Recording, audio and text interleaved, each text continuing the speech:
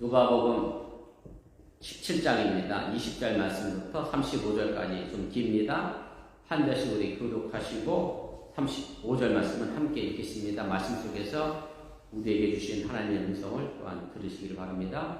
바리새인들이 하나님의 나라가 어느 때 임하나이까 묻거늘 예수께서 대답하여 이르시되 하나님의 나라는 볼 수 있게 임하는 것이 아니요 또 여기 있다 저기 있다고 못하리니 하나님의 나라는 너희 안에 있느니라. 또 제자들에게 이르시되 때가 이르니 너희가 인자의 날 하루를 보고자 내보지 못하리라. 하나님이 너희에게 말하되 보라 저기 있다 보라 여기 있다 하리라. 그러나 너희는 가지도 말고 따르지도 말라. 번개가 하늘 아래 이쪽에서 번쩍이어 하늘 아래 저쪽까지 비침같이 인자도 자기 날에 그러하리라. 그러나 그가 먼저 많은 고난을 받으며 이 세대에게 버림받아야 할지니라. 노아의 때에 된 것과 같이 인자의 때에도 그러하리라. 노아가 방주에 들어가던 날까지 사람들이 먹고 마시고 장가들고 시집가더니 홍수가 나서 그들을 다 멸망시켰으며 또 롯의 때와 같으니 사람들이 먹고 마시고 사고 팔고 심고 집을 짓더니 롯이 소돔에서 나가는 날에 하늘로부터 불과 유황이 비오듯하여 그들을 멸망시켰느니라. 인자가 나타나는 날에도 이러하리라. 그날에 많은 사람이 지붕 위에 있고 그의 세간이 그 집 안에 있으며 그것을 가지러 내려가지 말 것이요 밖에 있는 자도 그와 같이 비로운 걸 주지 말 것이라. 롯의 절을 기억하라. 무릇 자기 목숨을 보존하고자 하는 자는 잃을 것이요 잃는 자는 살리리라. 내가 너에게 이르노니 그 밤에 둘이 한 자리에 누워 있음에 하나는 데려감을 얻고 하나는 버려둠을 당할 것이요 두 여자가 함께 맷돌을 갈고 있음에 하나는 데려감을 얻고 하나는 버려둠을 당할 것이니라. 아멘. 요즘 대한민국에서 국회의원 선거를 앞에 두고 새로운 신조어가 하나 등장을 해서 뉴스에 자주 등장을 합니다. 기후 유권자라고 하는 그런 단어인데요. 이 말이 가지고 있는 의미는 이제 국회의원들이 선거에 나오면서 여러 가지 공약을 하고 정책을 내걸 때에 그 가운데 기후 위기에 대하여 어떤 공약을 가지고 있느냐에 따라서 내가 그 후보를 뽑느냐 안 뽑느냐를 선택하는 유권자를 가지고 기후 유권자라는 의미로 이제 사용을 합니다. 지금 뭐 세계적으로 기후 위기가 심각합니다. 여러분들도 아시는 것처럼 트럼프 대통령 시절에 세계 파리 기후 협약에서 미국이 탈퇴를 했었죠. 바이든 정부에 들어서면서 다시 복원이 됐습니다만은 아무튼 이 미국 사회도 기후의 문제에 관하여 많은 관심을 갖고 또 그것이 핵심적인 정치적인 문제나 또 쟁점이 되고 있음을 우리가 알게 됩니다. 여러분들이 아시는 것처럼 지구의 평균 온도가 1도가 상승하면 섭씨 1도입니다. 화씨로 하면 한 2도 정도 되겠지요. 그렇게 큰 차이가 없는 것 같은데도 그것으로 인하여 남극과 북극에 얼음이 녹아서 해수면이 상승하는 그런 효과가 나오게 되고 실제적으로 제가 앞에 화면에도 띄워드렸습니다만 이게 2021년에 남태평양에 있는 투발루라고 하는 섬의 외무장관이 세계를 향하여 기후 문제에 관심을 가져달라고 연설했던 사진의 한 부분입니다. 이 투발루라고 하는 섬은 지금처럼 해수면이 상승하게 되면 50년 뒤면 이 섬은 완전히 물에 잠겨서 그 나라 자체가 그냥 사라지는 그런 위기에 놓여 있게 됩니다. 우리나라도 기후 상승은 예외가 아닙니다. 여러분들이 아시는 대로 동해안의 대표적인 생선 그러면 오징어였는데 지금 동해안의 오징어는 찾아보기가 점점 어려워지고요. 더 북쪽으로 찬물 따라 올라가는 그런 추세가 됐고, 그래서 요즘은 제주도에서 많이 잡히던 방어가 동해안에 잡히는 생선으로 등극한 지 오래됐다라고 뉴스가 나오고 있습니다. 또 대구하면 사과 이랬던 것이 지금은 강원도 양구나 인제까지 사과가 재배되는 그만큼 날이 많이 따뜻해졌다는 것을 반증하고요. 또 오늘 아침 제가 뉴스를 봤는데 한국에 봄 되면 벚꽃 축제, 매화 축제를 하게 되는데 예년보다 10일에서 15일 정도 일찍 축제를 시작을 합니다. 그만큼 봄이 많이 빨라졌다라고 하는 얘기고 기후의 온도가 변화가 있다라고 하는 얘기입니다. 물론 이런 이유가 있습니다. 그동안 전 세계가 밀림을 파헤치고 개발한다는 명목하에 많은 산림을 훼손하고 그곳에 공장을 세우고 이산화탄소와 여러 가지 공기의 오염물질 내뿜다 보니 대기의 온도가 상승하면서 생겨난 여러 가지 원인으로 인하여 지금의 결과에 도달하게 됐다라고 하는 얘기입니다. 우리가 흔히 이제 인과응보라고 하는 말을 합니다. 물론 꼭 뭐 원인이 있어야 결과가 있는 건 아니지만 대부분의 것은 원인이 있고 결과가 있습니다. 여러분들이 기억해야 될 것은 구약 성경의 욥기가 사실은 인과응보에 대하여 뭐랄까요 비판적인 시각으로 쓰여져 있는 그런 성경입니다. 욥이 선한 사람이었잖아요. 착한 사람이었는데 근데 고난을 당하잖아요. 그래서 꼭 뭐 나쁜 사람이만 고난 당하는 건 아니다. 뭐 이런 인과응보의 약간 뭐랄까요 전부가는 아니라는 것을 욥기를 통하여 우리에게 알려주고 있습니다만은 아무래도 그래도 인과응보는 여전히 우리에게 존재하는 그런 이유고요. 말 그대로 원인이 있어 그 결과가 나온다라고 하는 얘기고 뭐 그냥 쉬운 속담으로 얘기한다고 하면 콩 심은 데 콩이 나는 것이고 팥 심은 데 팥이 나는 것이 당연한 진리고 말씀이라고 하는 얘기입니다. 이런 말들의 의미는 결국 모든 것에는 원인이 있다라는 그런 뜻입니다. 그리고 그 원인을 통해서 현재의 어려움을 볼 줄 모른다고 하면 그 미래가 어떻게 된다는 것은 이제 불보듯 뻔하다라는 것을 우리에게 알려줍니다. 지금 새벽기도 시간에 창세기를 읽어나가고 있는데 창세기 4장에 보면 가인과 아벨의 기사가 나옵니다. 아시는 대로 가인이 그 동생 아벨을 죽입니다. 가인이 동생 아벨을 죽였을 때에 가인은 아무도 보지 않았을 것이다 라고 생각을 했습니다. 그런데 하나님께서 이 사건을 봤습니다. 그래서 하나님은 창세기 4장 9절에 가인에게 이렇게 묻습니다. 내 아우 아벨이 어디 있느냐? 이렇게 물었더니 가인은 나는 모릅니다 라고 대답합니다. 그러면서 더 나아가서 이렇게 얘기하죠. 내가 내 동생을 지키는 사람입니까? 왜 내 동생 일을 나에게 묻습니까? 오히려 하나님에게 따드시듯이 반문하는 내용이 나옵니다. 이렇게 가인이 말하는 것은 자신이 동생 아벨을 죽인 것을 아무도 보지 않았다고 생각했기 때문에 하나님께 이렇게 반문하고 따졌다라고 하는 얘기고, 그런데 하나님은 창세기 4장 10절에 이렇게 외면하고 있는 가인에게 이런 말씀을 하십니다. 내가 무엇을 하였느냐? 네 아우의 핏소리가 땅에서부터 내게 호소하느니라. 내가 한 것을 모르는 게 아니다. 하나님이 내가 받고 아벨의 피가 땅에 떨어져서 땅이 자기를 위하여 호소하고 있다 라면서 하늘과 땅이 다 봤음을 하나님은 이야기를 하게 됩니다. 사실 우리가 살다 보면 너무나 쉽게 나를 누군가가 보지 않는다라고 생각할 때가 많습니다. 그런데 하늘이 보고 땅이 보고 있다라고 하는 얘기고, 바로 이것이 우리의 역사이고 살아온 삶의 결과라고 하는 사실 또한 여러분들이 잊지 마시기 바랍니다. 대한민국이나 미국의 역사도 마찬가지입니다. 다 그 원인이 있어서 지금의 결과가 있어진 것이고 그 영향을 지금 우리는 그대로 받고 살아가고 있다는 그런 말씀입니다. 이것은 뭐 거창한 역사의 이야기뿐만 아니라 우리 삶의 이야기도 동일합니다. 오늘 우리의 삶의 현실은 과거에서부터 왔고 그것은 미래를 향하여 나아가게 됩니다. 오늘 불행한 현실이라고 하면 그 원인은 반드시 과거에 있습니다. 살아온 삶 속에 그 원인이 있다는 말씀입니다. 그 원인을 찾아 돌이키지 않으면 그 불행은 미래에도 계속 이어질 수밖에 없다는 그런 말씀입니다. 우리가 그럭저럭 살아가고 겉으로는 평안하게 보인다 할지라도 언젠가는 그 삶에 대한 심판이 있는 미래가 우리를 기다리고 있다라는 사실을 분명하게 여러분들이 염두에 두시기를 바랍니다. 만일 우리가 불행을 마감할 원인을 내 안에서 찾아내고 새로운 미래를 우리가 시작할 수 있다라고 하면 바로 거기에 하나님의 나라가 시작된다고 할 수가 있습니다. 그리고 이미 우리의 삶 속에서도 천국은 시작되고 있다고 하는 사실을 여러분들이 믿으시기를 바랍니다. 만약에 이 불행에 익숙해서 그럭저럭 사는 것 같다 생각한다면 이미 삶 속에 하나님의 심판은 시작되었다고 해도 틀리지가 않습니다. 제가 누누이 말씀드렸습니다만 요한복음에 보면 예수를 믿으면 이미 구원을 받은 거고 믿지 않으면 이미 심판을 받은 겁니다. 내가 새로움을 향하여 하나님의 나라를 향하여 추구하여 나간다고 하면 이미 우리 마음속에 하나님의 나라는 임한 것이고, 내가 그렇지 못하다고 하면 이미 우리 마음속엔 심판의 자리에 서게 될 수밖에 없다는 그런 말씀입니다. 그러게 오늘 본문에 보면 바리새인 사람들이 예수님께 와서 이렇게 질문을 합니다.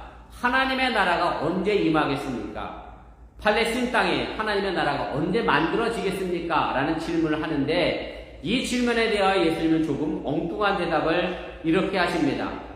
하나님의 나라는 볼 수 있게 임하는 것이 아니요 또 여기 있다 저기 있다고도 못하리니 하나님의 나라는 너희 안에 있느니라. 바리새인들은 하나님의 나라가 언제 임하냐고 물었는데 언제 메시아가 올 것입니까? 라는 것과 똑같은 질문입니다. 왜냐하면 메시아가 와서 그리스도가 와서 구세주가 와서 하나님의 나라를 세울 것이라고 그렇게 믿고 있었기 때문입니다. 그리고 오늘 예수님이 표현한 것처럼 그들은 그 하나님의 나라가 볼 수 있게 임한 것으로 생각을 했습니다.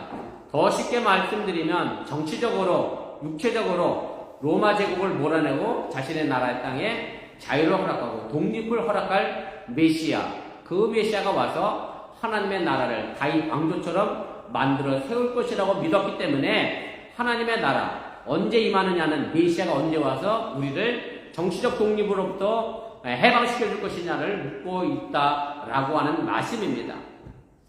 말 그대로 유대인들이 기다린 메시아는 눈에 보이는 메시아를 기다렸고 육체적으로 그것을 이해했다라고 하는 얘기고, 그래서 그들의 눈으로 보기에는 하나님의 나라가 아직 임하지 않은 것처럼 보이니까 언제 하나님의 나라가 임하겠느냐라고 그렇게 묻고 있다는 말씀입니다. 그런데 예수님은 이 질문에 대해 이미 하나님의 나라는 우리 안에 이루어졌다라고 말씀합니다. 다시 말씀드려 하나님의 나라는 이미 진행되고 있는 역사 안에 있고 이미 살아가고 있는 우리 마음에 있다는 것으로 이미 심판과 구원은 우리를 기다리고 있다라고 하는 그런 말씀입니다. 성경에서 말하는 하나님의 나라는 결코 외형적인 것은 아닙니다. 제가 여러 번 말씀드렸습니다만 성경과 예수님이 말씀하시는 하나님의 나라는 물질적인 것이 아닙니다. 땅의 개념이나 혹은 영토의 개념이나 어떤 건물을 가지고 하나님의 나라라고 말하지 않는다라고 하는 얘기입니다. 이런 의미에서 예수 그리스도가 이 땅에 오심은 하나님의 나라는 예수님께서는 통치의 개념으로 또 섭리의 개념으로 우리에게 알려주셨기 때문에 사실은 하나님이 통치하는 곳이면 이미 하나님의 나라가 임한 것이고 하나님의 통치가 있지 않은 곳이면 이미 하나님의 심판이 임했다는 것을 예수님은 말씀하고 계신 것이고 지금 우리가 현재를 준비하며 그 미래를 향하여 나아가라 말씀하고 계심을 여러분들이 깨달으시길 바랍니다. 우리가 보기에는 뭐 착한 사람이나 악한 사람이나 그냥 비슷하게 먹고 사는 것 같아 보입니다. 부지런한 사람이나 뭐 게으른 사람이나 별탈 없이 비슷하게 살아가는 것처럼 보이기도 합니다. 그러나 그 끝은 분명 차이가 있다는 것을 오늘 예수님은 분명하게 말씀해 주고 있습니다. 그 차이를 예수님은 오늘 이렇게 말씀합니다. 오늘 마지막 본문 34절 35절인데 이렇게 말씀합니다.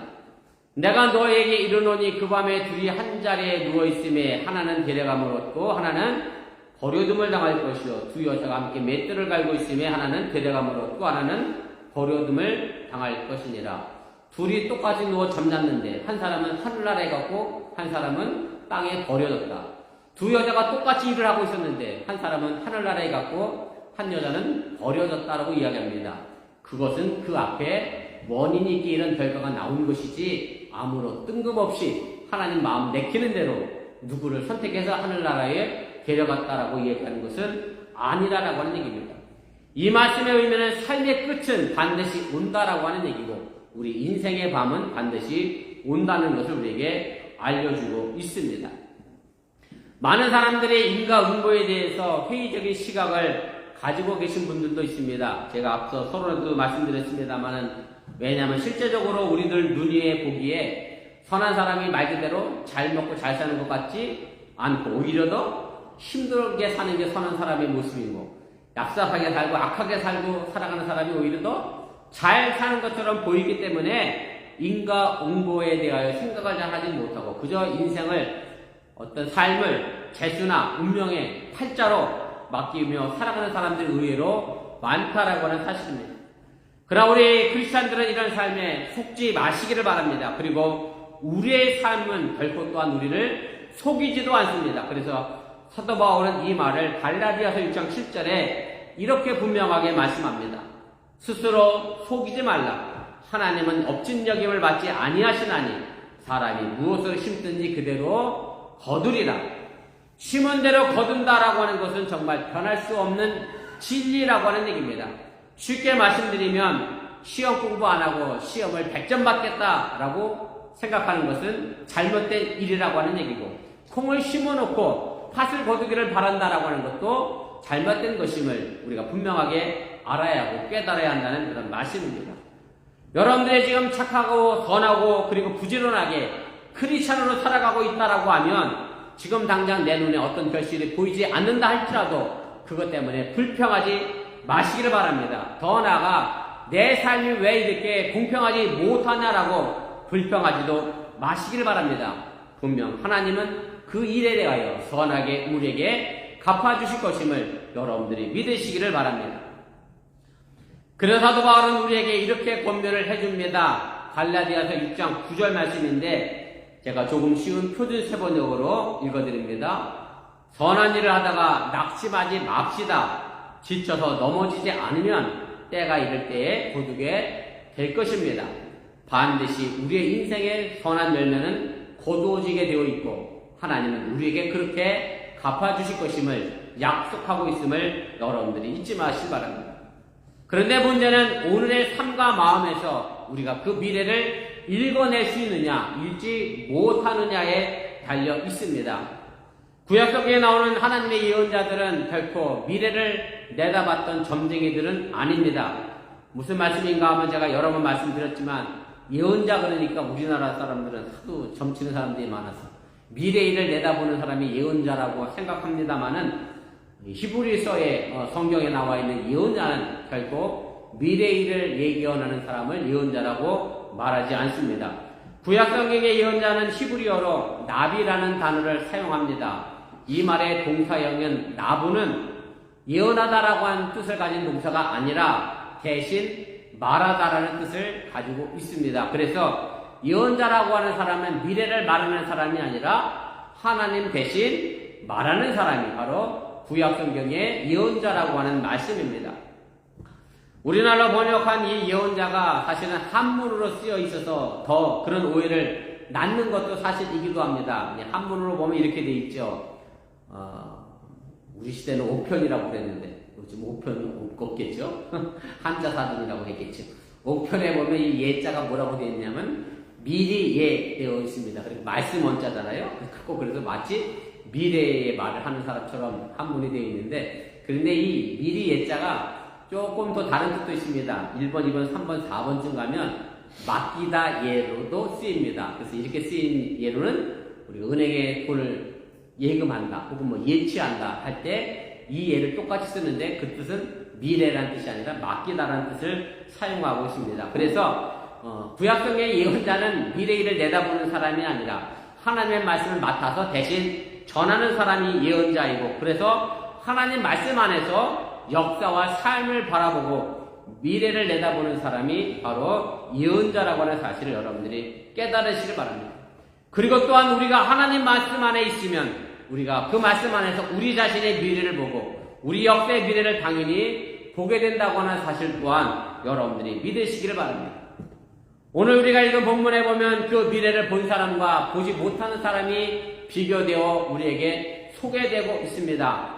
제가 오늘 설교 제목으로 정해놨습니다마는 노아와 롯의 처입니다. 롯의 와이프가 그 주인공입니다.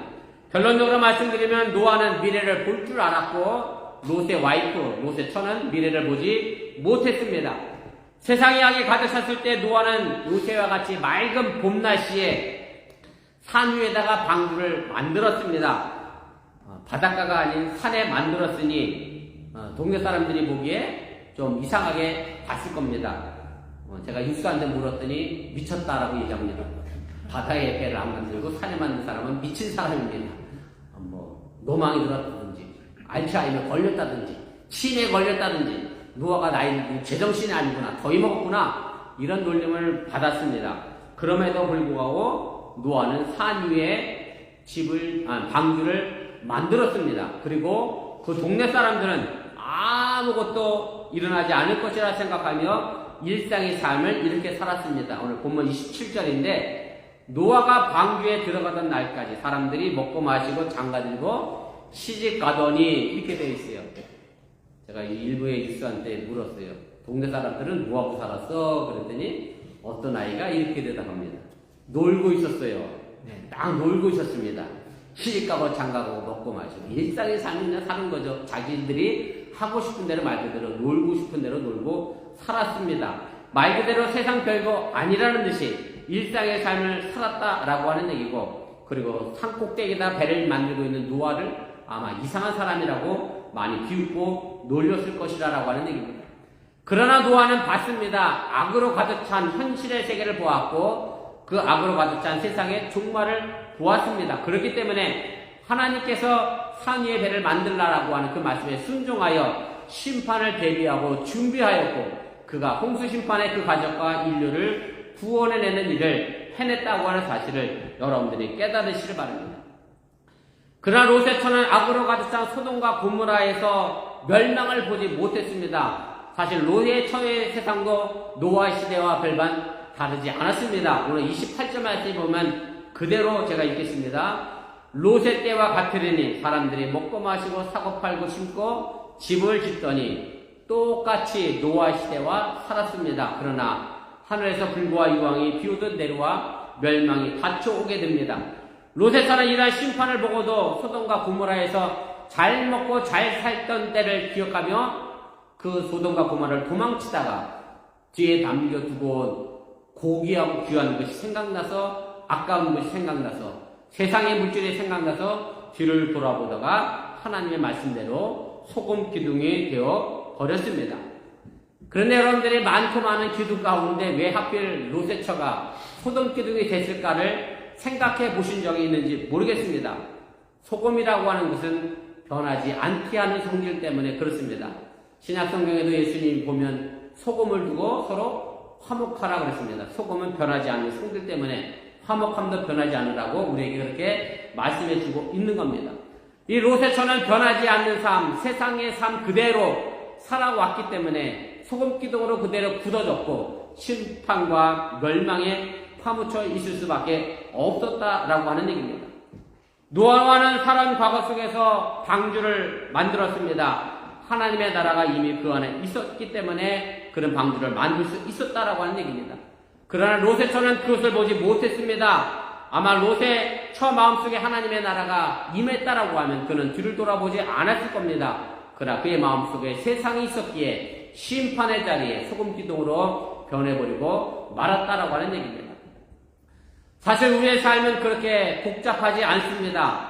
심은 대로 거두게 되어 있습니다. 삶은 정직합니다. 학생이 공부 안 하면 성적이 떨어지는 것은 당연한 일입니다. 땀을 흘리지 않았다고 하면 수고의 열매도 없는 것은 당연한 진리라고 하는 말씀입니다. 그런데 이 모든 사실을 알면서도 실제로 내가 그렇게 살아내지 못하는 것이 참 큰 문제이고 어려움이기도 합니다. 또 실수하고 넘어지기도 합니다. 그러나 이미 하나님의 나라를 마음에 준 사람은 반드시 또다시 일어나 미래를 향하여 나가는 사람들임을 여러분들이 믿으시기를 바랍니다. 예수님은 이 미래를 보지 못하고 그럭저럭 안일하게 살아온 삶에 연연하며 뒤를 돌아보아 소금 기둥이 된 롯의 처를 교훈 삼으라고 오늘 본문 23절에 32절에 분명하게 말씀해 주고 계십니다. 롯의 처를 기억하라. 저와 여러분들이 이 롯의 처를 모두 기억하시길 바랍니다. 그리고 미래의 심판에 대비하여 방주를 만든 노아를 또한 본받으시기를 주님의 이름으로 축원을 드립니다. 우리가 지금 신앙생활하는 것은 바로 이 미래를 보기 위하여 방주를 만들기 위하여 하고 있음을 여러분들이 잊지 마시기 바랍니다. 사실 노아는 산 위에 방주를 만들면서 많이 외로웠을 겁니다. 남들이 다 놀고 있는데 말 그대로 시집가고 장가가고 아무 일도 없던 것처럼 살아가는데 혼자 산 위에서 배를 만드는 것이 결코 쉽지는 않았을 겁니다. 그러나 그 외로움은 그가 이겨낼 수 있는 힘이 됐는데 그의 마음 안에 하나님의 나라가 있었기 때문에 노아는 그 외로움을 견뎌낼 수 있었다라고 하는 얘기입니다. 독일의 구약성서학자 모르게스테론이라고 하는 사람이 이런 말을 했습니다. 진리를 향해서 걷는 사람은 언제나 혼자다. 그만큼 미래를 내다보고 진리를 향해 걸어가는 사람이 이 세상에 많지 않다는 것을 우리에게 반증해주는 말씀이고, 그러나 우리는 결단코 외롭지 않습니다. 왜냐하면 하나님의 나라가 이미 우리 안에 있기 때문에 외롭지 않음을 믿으시고 오늘도 하나님의 나라를 향하여 진리를 향하여 혼자서라도 걸어갈 수 있기를 주님의 이름으로 부탁을 드립니다. 아멘. 이제 봄을 지나 여름에 들어갑니다. 그리고 가을을 향하여 우리가 나갑니다. 사실 냉정하게 우리의 미래를 노아처럼 바라보시길 바랍니다. 사실 봄과 여름에 아무것도 하지 않으면 농부가 가을에 결실을 거둘 수가 없습니다. 우리 집사람이 수술한 지 딱 열흘 됐는데요. 수술하기 전에 장을 본다고 둘루스를 갔습니다. 둘루스를 갔더니 모종을 팔아요. 고추도 팔고 청양도 팔고 가지도 사야 되는데 여보 수술합시다. 내일 수술하는데 모종을 사갖고 내려가야 된다는 거야 지금. 저희 밭에는 아무것도 없습니다. 잘못하면 자기가 한 달 넘어서 다시 그때나 움직일 텐데 그때 가면 모종이 없어질지 모르니까 지금 사갖고 내려가야 된다는 거예요. 네, 그래서 저희는 올 여름에 고추를 못 먹을지도 모릅니다. 안 심었으니. 근데 그게 중요한 게 아니라 수술하고 제가 모종 안 사서 내려왔습니다만은 안 심으면 안 열리는 게 당연한 거예요. 봄, 여름에 열심을 다하여 가을에 거둘 수 있습니다. 가을에 걷기를 원한다고 하면 봄, 여름에 열심을 다해야 합니다. 하나님의 나라는 이미 지난 과거와 현재에 의하여 결정됩니다. 그리고 여러분이 더 미래에 더 많은 것을 거두기를 원하신다고 하면 지금 하나님의 나라의 진리를 향하여 오늘도 한 걸음 더 나아갈 수 있길 바랍니다. 내 미래에 나는 데려감을 당할 것인지 아니면 이 땅에 버려둠을 당할 것인지 내 미래가 어디에 있는지 깊이 생각하는 사순절 5번째 주일이 될 수 있기를 주님의 이름으로 축원을 드립니다. 아멘. 기도